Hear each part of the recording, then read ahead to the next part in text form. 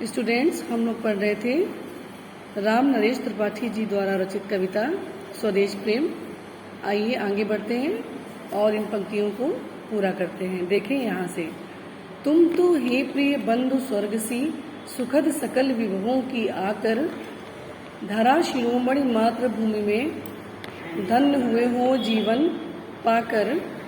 तुम जिसका जल अन्न ग्रहण कर बड़े हुए हो, लेकर जिसकी रज तन रहते कैसे तज दोगे, उसको हे वीरों के वंशज। ये पंक्तियां हैं।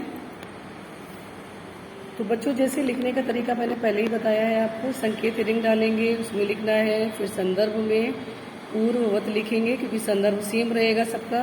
फिर हेडिंग आएगी प्रसंग, और प्रसंग में आप लिखोगे हेडिंग डालकर। इन पंक्तियों में कवि ने मातृभूमि को, देखिए स्वर्ग सी बताया है ना, तो लिखोगे प्रस्तुत पंक्तियों में कवि ने मातृभूमि को स्वर्ग से भी बढ़कर बताते हुए देश प्रेम की प्रेरणा प्रदान की है। ठीक, ये हो गया प्रसंग। उसके बाद हेडिंग डालोगे व्याख्या। व्याख्या में लिखना है, देखिए फिर पहली पंक्तियों को देखिए, तुम तो हे प्रिय बंधु स्वर्ग सी, सुखद सकल विभवों में की आकर, धरा शिरोमणि।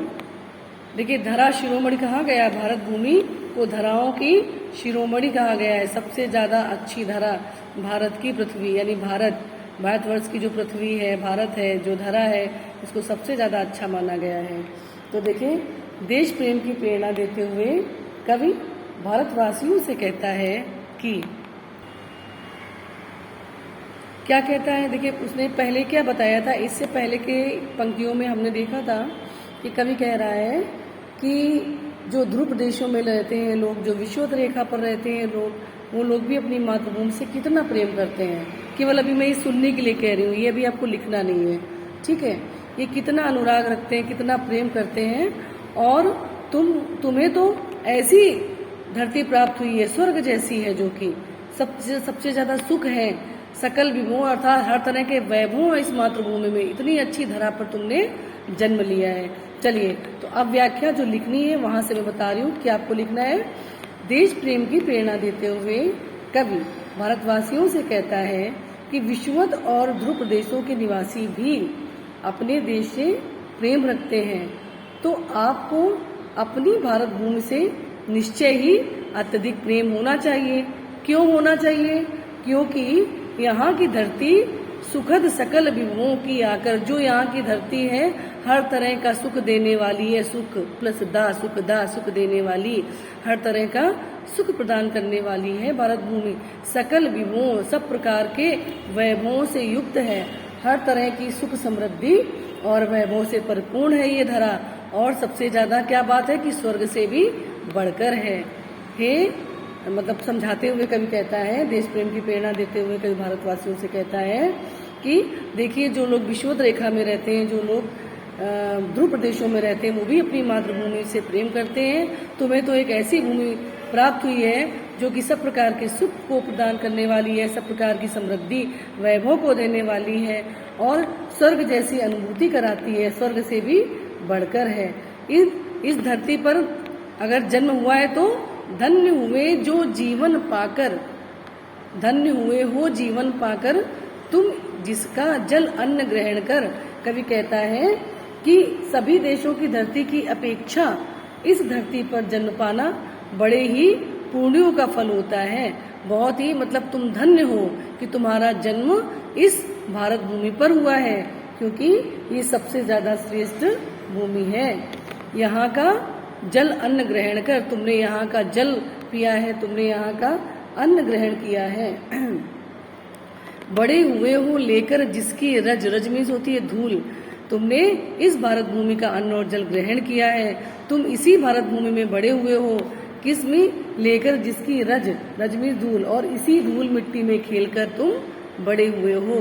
तुम्हारा ये जीवन इसी धूल मिट्टी में खेलकर पनपा है। तन रहते कैसे तज दोगे उसको, हे वीरों के वंशज। ये मातृभूमि इतनी अच्छी है, यहाँ की ही अन्न खाकर पानी पीकर आप बड़े हुए हैं, इसी की धूल मिट्टी पर खेला है आपने।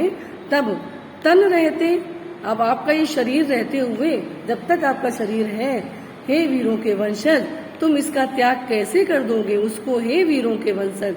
तब तक, जब तक तुम्हारा ये शरीर है तब तक हे वीरों के वंशज तुम इसका त्याग कैसे कर दोगे।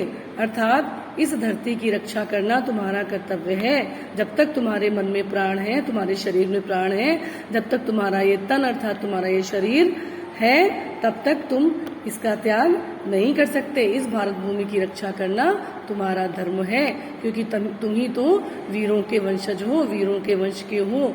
क्योंकि इसी जमीन पर जाने असंख्यों वीरों ने जन्म लिया है, जिनकी वीर गाथाओं से ये भारत भूमि आज भी चारों ओर गुंजायमान होती है। इसलिए हे वीरों के वंशज, अपने शरीर में जब तक प्राण है तुम्हारे शरीर में, तब तक तुम इस भारत भूमि से प्रेम करोगे और कभी भी इसका त्याग नहीं करोगे। ठीक है, तो इस भारत भूमि की रक्षा करना तुम्हारा कर्तव्य है। अब इन्हीं पंक्तियों के साथ व्याख्या कंप्लीट हो गई है। अब इस व्याख्या से संबंधित हम लोग लिखेंगे काव्य सौंदर्य, या इसको बोलेंगे काव्यगत सौंदर्य। तो पहली हेडिंग काव्यगत सौंदर्य आपने डाल ली। इसके लिए पहला पॉइंट क्या होगा इसका, कि मातृभूमि की रक्षा करना प्रत्येक देशवासी का पहला कर्तव्य है। ठीक है, मातृभूमि की रक्षा करना प्रत्येक देशवासी का पहला कर्तव्य है। ये आप काव्यगत सौंदर्य में लिखेंगे। उसके अलावा भाषा प्रवाहमयी खड़ी बोली, आप देखते हैं कि फुल पंक्तियों में, पूरी पंक्तियों में आप देखते हैं, पूरी कविता में शुद्ध साहित्यिक खड़ी बोली का प्रयोग किया गया है। तो प्रवाहमयी खड़ी बोली कर सकते हैं कि भाषा में इनकी एक प्रवाह है। कविता में जब हम कविता की पंक्तियों को पढ़ते हैं तो हमें पता चलता है कि किस तरह से यहाँ पर जो कविता है वो प्रवाहित हो रही है। इसलिए प्रवाहमयी खड़ी बोली भाषा हो गई। शैली भावात्मक, क्योंकि यहाँ पर कवि क्या कह रहा है, पूरा वर्णन करते हुए, समझाते हुए कह रहा है कि ये इस तरह का है, किस तरह की भूमि पर आपने जन्म लिया है ना। ये सब समझा रहा है कि जो ध्रुववासी होते हैं वो कैसे रहते हैं, जो भूमध्य रेखा पर रहते हैं वो कैसे रहते हैं। तो भावात्मक शैली हो गई है ना, भावपूर्ण शैली, भावात्मक शैली हो गई है। इसके बाद आप लिखते हो रस। तो रस कौन सा है, पूरी ही कविता में वीर रस का प्रयोग किया गया है। जहाँ वीर रस होता है वहाँ पर ओज गुण आ जाता है, तो ओज गुण का भी प्रयोग किया गया है। यहाँ पर गुण ओज है। इसके अलावा अलंकार, आप छंद देखें तो 16-16 मात्राओं वाला आप काउंट करोगे तो आप पाओगे कि सभी में 16-16 मात्राएं आ रही हैं। तो 16-16 मात्राओं वाला मात्रिक छंद। ठीक, अब इसके अलावा देखिए कौन सी अलंकार का प्रयोग किया गया है। देखिए स्वर्ग सी सुखद, तो यहाँ पर देखिए स्वर्ग जैसी, स्वर्ग सी, तो उपमा अलंकार हो रहा है। सी क्या है, वाचक शब्द उपमा अलंकार से संबंधित है। तो उपमा अलंकार में वाचक शब्द कौन कौन से होते हैं, सा, सी, सम, सरिस, ये सब उपमा अलंकार के वाचक शब्द होते हैं। तो स्वर्ग सी धरती को पाकर कहा गया है ना, तो उपमा दी गई है यहाँ पर, इसलिए यहाँ पर उपमा अलंकार हो गया। इसके अलावा अनुप्रास अलंकार तो हर जगह ही आ रहा है। कहाँ पर, अब यहीं पे आ जाएगा। सा और सा की अगर आवृत्ति देखें और यहाँ पर भी सा है, यहाँ पर भी सा है, तो अनुप्रास अलंकार आ गया। ठीक है, तो अनुप्रास अलंकार हो रहा है, उपमा अलंकार हो रहा है। चलिए, तो ये कंप्लीट हो गया बच्चों। अब आगे के वीडियो में हम जो नेक्स्ट स्टेंजा है उसको कंप्लीट करेंगे।